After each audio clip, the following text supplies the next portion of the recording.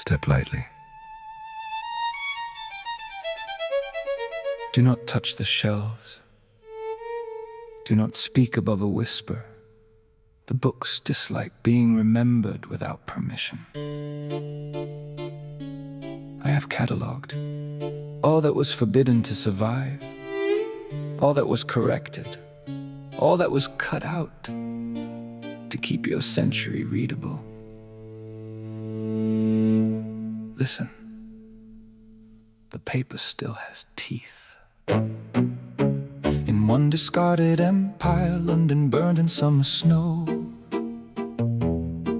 Ash fell upward through the streets where noonday candelabras glowed. Children wore black glass for eyes, Parliament grew roots below. And something in the Thames sang psalms that made the bishop split and bow. We deleted that in 1912, declared it smoke, declared it plague. A printer in Whitechapel kept one page, stitched beneath his tongue for 7 days. When he died, his mouth was full of index cards and river water. I sealed his statement under velvet, stamped it never occurred. But every winter in sudden rain, I still hear Big Ben counting backward through the mud. I keep the dead stories in a library no one is allowed to visit. Every burned book still whispers my name. I bind the wounds in leather and twine, though the ash will not stay in it. Every lost word still trembles the same.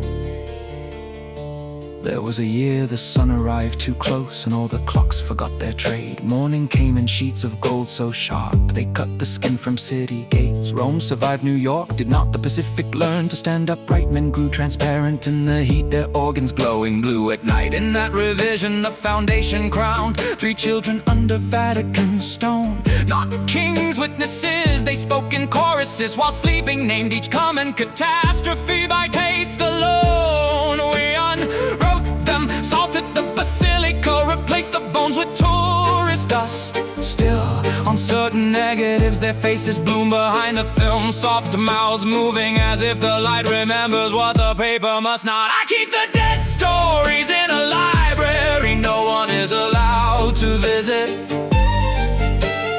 Every burned book still whispers my name. I shelve the saints and sabotage the truths too ruin to exhibit.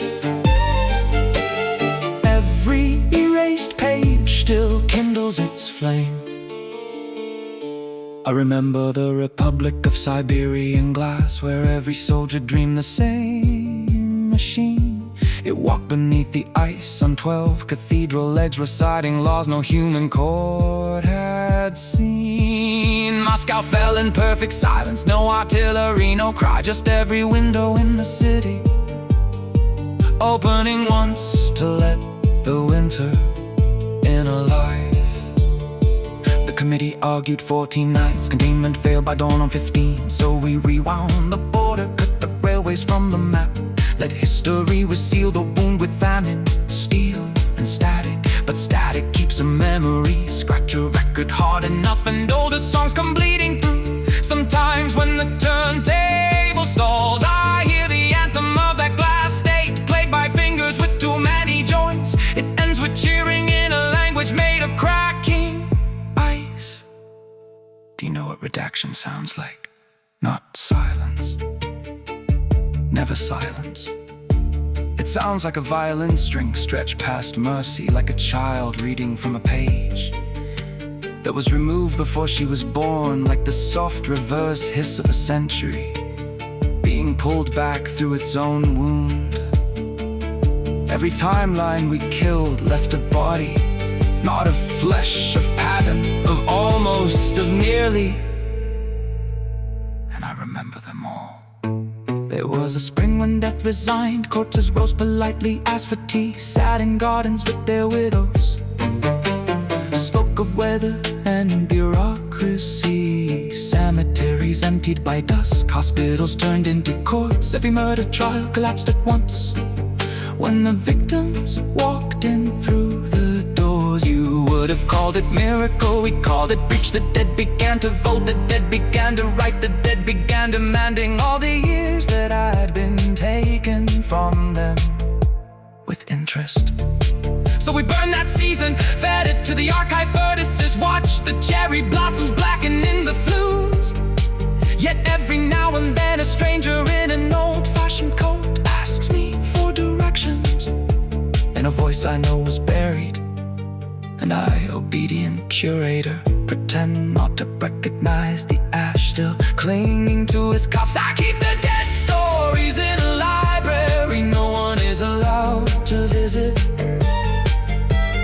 Every burned book still whispers my name. I catalog endings with elegant hands, though none of us were acquitted. Every sealed shelf still shudders with blame. There was an ocean in Kansas once. There were whales in the wheat fields, choirs in the foam. The moon had 6 visible wounds, and each one opened at dusk like an eye above the farms. In that world, your species became gentle.